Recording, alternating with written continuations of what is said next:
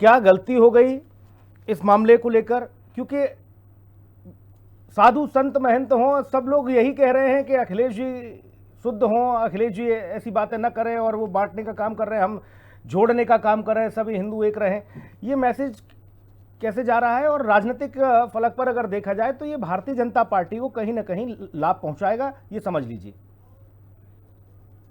सुनील भाई, जो कुछ भी आपने कहा ये हरेन भाई जोशी का नया प्रोपोगंडा है चुनावी राजनीति की। जी। अब आती है ब्राह्मणों की बातें।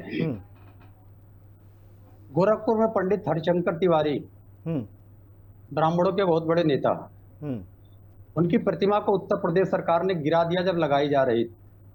उनके घर को तुड़वा दिया गया और समाजवादी पार्टी हर समय खड़ी रही। जब समाजवादी पार्टी के नेता प्रतिपक्ष श्री माता प्रसाद पांडे, जो स्वयं में ब्राह्मण है, जा रहे थे तो उनको गुंडों ने पीटा गोरखपुर में।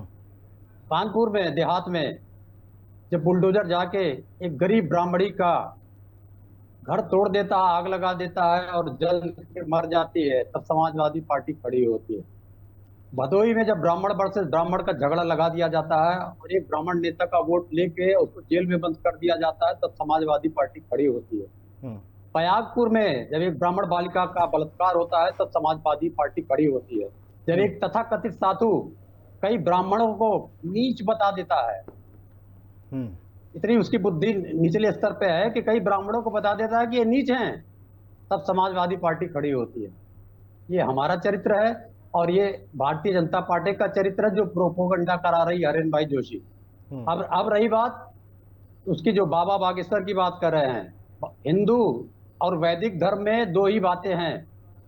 भाग्य ये माना गया है कि भगवान ब्रह्मा लिखते हैं, और प्रारब्ध भगवान श्री कृष्ण कहते हैं होता है।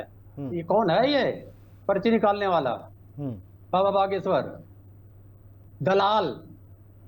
जहां फिक्स है कि भाग्य केवल और केवल ब्रह्मा जी लिखेंगे और प्रारब्ध भगवान श्री कृष्ण बताते हैं, पर्ची निकालेगा। अभी अपने उसके आश्रम में एक व्यक्ति मर गया, दुर्घटना घटित हो गई, क्यों पर्ची नहीं निकाला?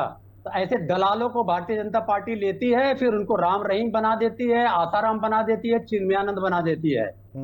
तो हम खड़े हुए हैं, हम मजबूती से इस राष्ट्र के निर्माण में खड़े हुए हैं और निर्माण करती आई है।